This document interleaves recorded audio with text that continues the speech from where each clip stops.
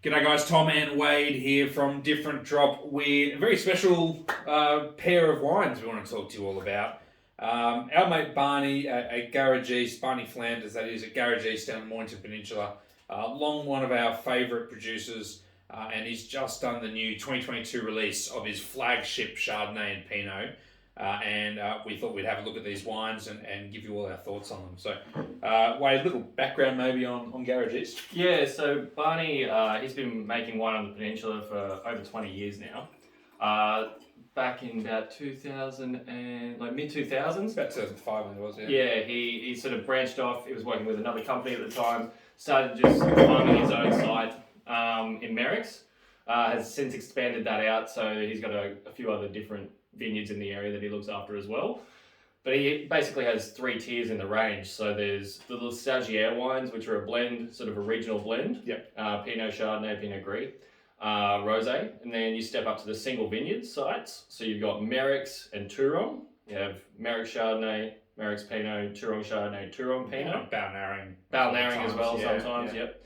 And then you've got these two single site bottlings. So this is sort of going from macro to ultra micro, where we're drilling down on the Merricks vineyard to two individual pockets on that site that sort of produce the most interesting fruit. This is an amazing vineyard. We were lucky to hang out at the So vineyard with Barney last year and smash back a few glasses of Pinot. And it's a beautiful site, and it's a big undulating site with all sorts of different aspects and different pockets of soils. As Wade said, in the last few years, he's managed to really, hone in on a few really special parts of this site to do these releases. So the Chardonnay, I think this is the fifth release of Terre Maritime, and it's from a cooler part of the vineyard, basically. So slightly different soils. I think the soils are a bit browner, whatever that means. I don't know. Soils. I'm going to be a soil guy. But east facing, so it doesn't get that afternoon sun. So it's a cooler site.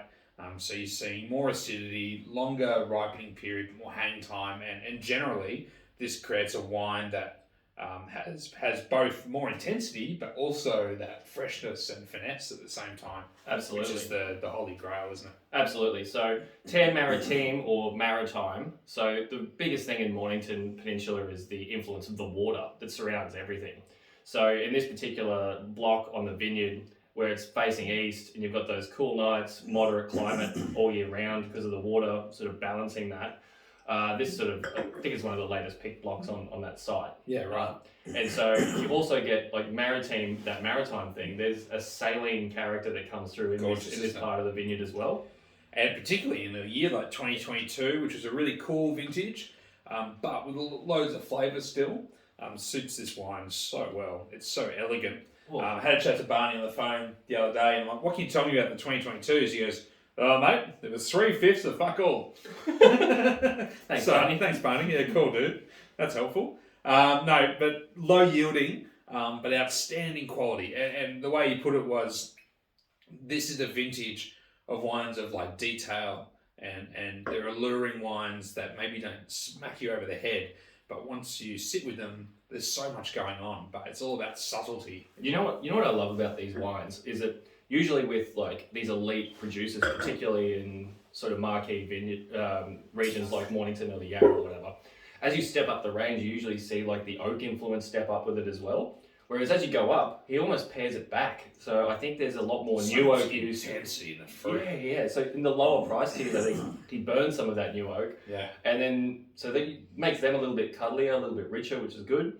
And then as you get up here, he's looking for more purity of expression of sight.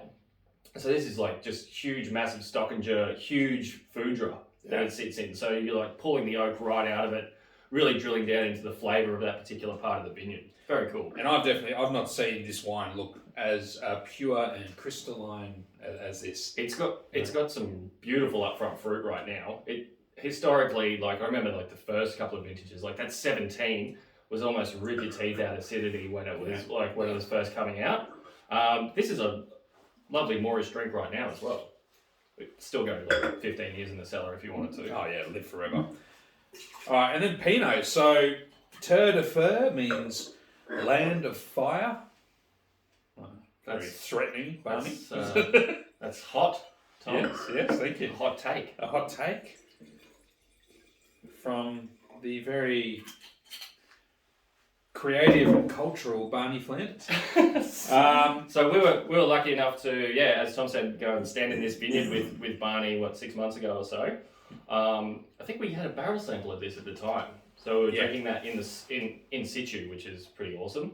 But it's sort of like right up the back of the block. You sort of sit and look down over the rest of the vineyard, so it's sort of the highest altitude part of that site, I think. Yeah, and different soil profile too. Like I think it's this a redder, more ferrous kind of ironstone sort of soils, harder soils, and which create smaller bunches as well. And what that means is you get the grapes with greater concentration and depth and power and structure in those. So he noticed at one point, 10 years ago, that this is a very particular little site with different, the grapes just grow differently there.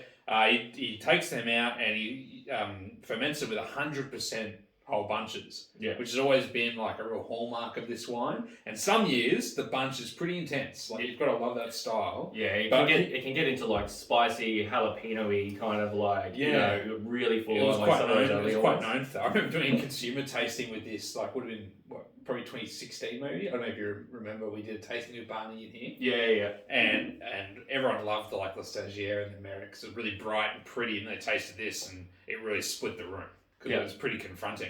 But these days, it's a slower fermentation and élevage process, and the time on skins is a bit longer. And what that means is it all becomes a bit softer and more integrated and more subtle. And I think that's what he's trying to do. Same as the Chardonnay, he's trying to go after detail and finesse. It's the first thing that came to mind was detail and definition when I tasted that, Yeah. Because it's quite compact and intense and focused as a wine, even this young. And yes, it's got a little bit of greenery spice from that whole bunch element, a little bit of pepperiness to it as well. But the intensity of that fruit, it feels like it's been laser beamed down into like a Pinot shotgun. Oh, amazing! So we opened this yesterday afternoon, had a look, and it was pretty like stinky at first with some of that bunch character. Looking at it now, that's just disappeared. It's just unreal. It's just this little accent, isn't it? Yeah, just a little detail, but it's all about the fruit. Yeah, that's a remarkable one. And the tannin is really, really crunchy and mineral and awesome. That's as good as Mornington Pinot gets. Yeah, guys, that's phenomenal. And just a way I've described the 2022s, they all just have this real like playfulness in terms of the fruit. I find that it's just a beautiful ripeness to the fruit, without ever losing freshness. It just feels like you're just picking a grape off the vine.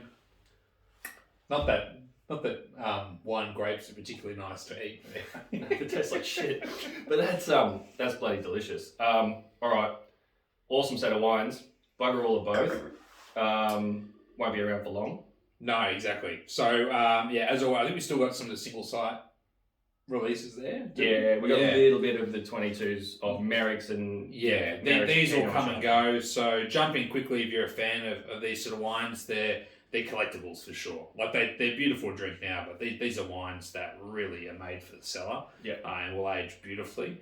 And in the context of top end Mornington Peninsula Chardonnay and Pinot Noir, I think are really great value as well. And you're supporting a bloody terrific bloke. How good's Barney? Well, and us. Blokes, we're pretty good too. But Barney, it's not about us, right? It's about Barney. It's all about Barney. No, we love what Barney does. Awesome producer, and making some of the best wines in Mornington. Very absolutely with humility as well. Yeah, doesn't even have a website. The bogan. I know. What a legend. We love these wines. We love Barney. Go and check them out. Absolutely.